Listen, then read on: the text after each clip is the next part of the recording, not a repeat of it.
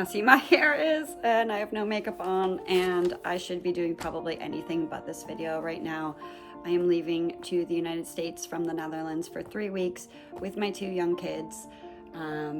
We will be there for 3 weeks. We'll be traveling all through the USA, and I still have to pack and do a lot of things. I'm doing my lists right now for some paper, and then I'll make it digital.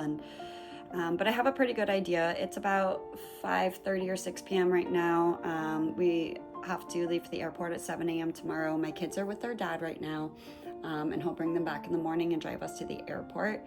But I really felt called to vlog some of our trip to the US this year, and I haven't posted on this channel in a really long time, and for the very few followers I have and people that followed my channel in the past, it's going to look a lot different, and it felt wrong even making any of that content before I sat down to make this video. So here is this video. This is my divorce story as a Christian single mom. Okay, so my channel has it started off as a channel about being an expat mom, an American mom living in the Netherlands, married to a Dutch man. And, you know, I kind of made videos about parenting, educational content, being an expat here, an expat mom specifically, what it was like to go through my pregnancies here and live in the expat lifestyle. But at this point, I've been in the Netherlands for 12 years, and my videos started to go more towards parenting and gentle parenting, mindful parenting, and especially having been married so long to somebody who is an atheist, I felt more and more called to you know, bringing my faith into my home so that I could be the Christian role model for my children that they had in only one of their parents.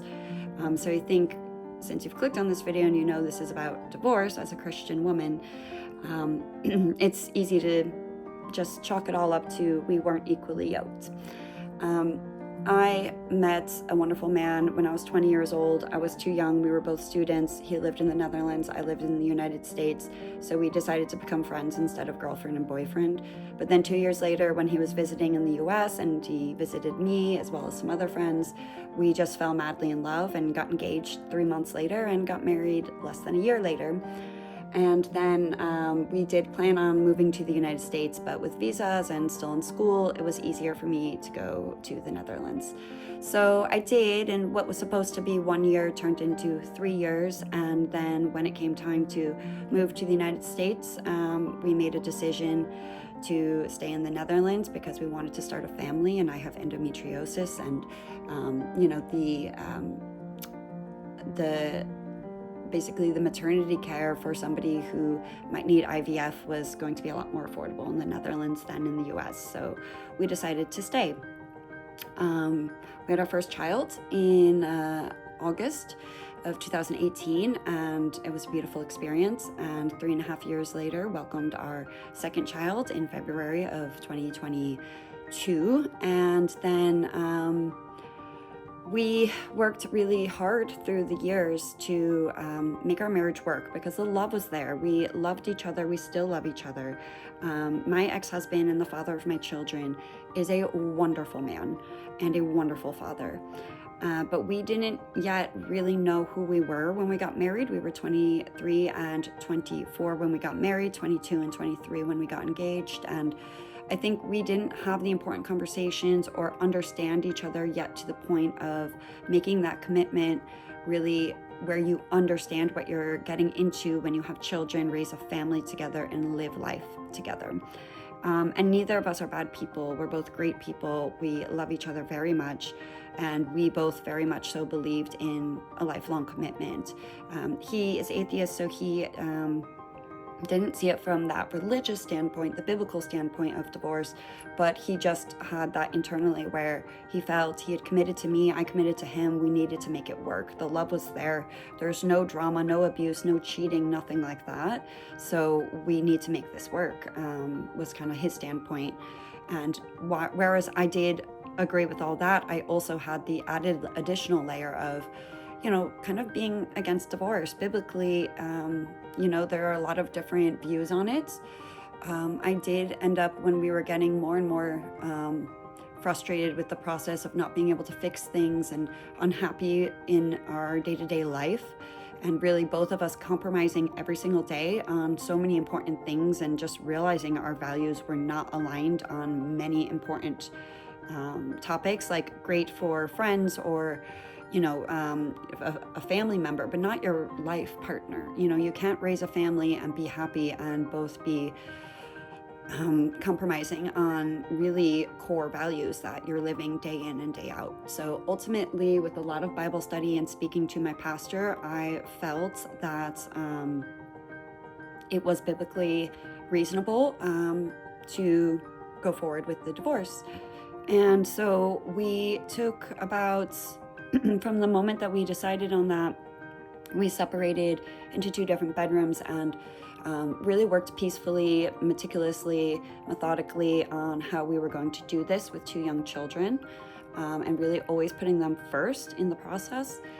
And we just worked with each other. It wasn't always easy. I'm not going to say it was always easy, but we really were able to do it with as little conflict as I think any couple could when they are, divorcing.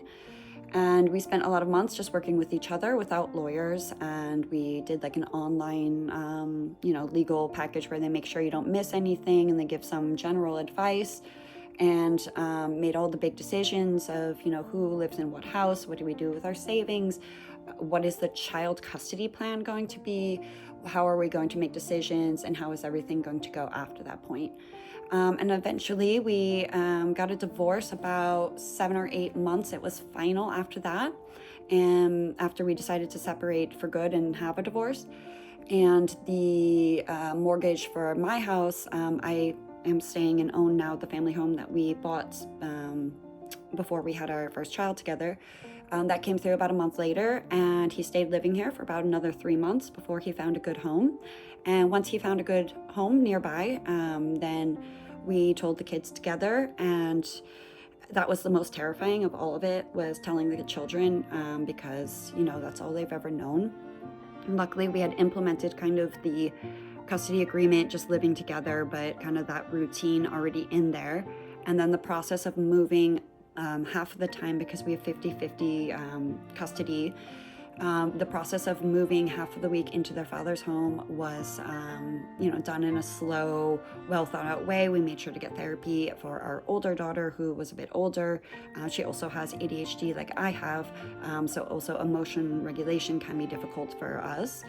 And she has handled it great, as well as our son. It's never easy. It isn't what any of us wanted, but I wanted to share this story because, first of all, I want to continue making content on this channel for other Christian mothers, but also that, I want other Christian women out there who are in a marriage that really isn't working or healthy for them or their children to know that it's okay. You're not failing. You're not a bad Christian, a bad mother if you need to leave your marriage. And I'm not encouraging anyone to do that. I think you should leave no stone unturned. You should really go through every single possibility to see if you can make the marriage work. I full-heartedly believe that. And that's why I can say with confidence, I know that we made the right decision, and our children are happier, we are happier, and we're in a new phase of life that feels really good. And I'm really excited to start making content here on my motherhood channel again. I have a whole new job and life now. And yeah, my life is very Christ-centered now, and that has just been so amazing. I feel closer to the Lord than I ever have in my entire life. And I hope that this video helps some other Christian women and mothers in a similar situation, perhaps. And if you like Christian motherhood content, please consider checking out some of my other videos and maybe subscribing, and let me know in the comments if you have any questions or any thoughts or any video requests. I'm really excited to start making content again. Okay, bye.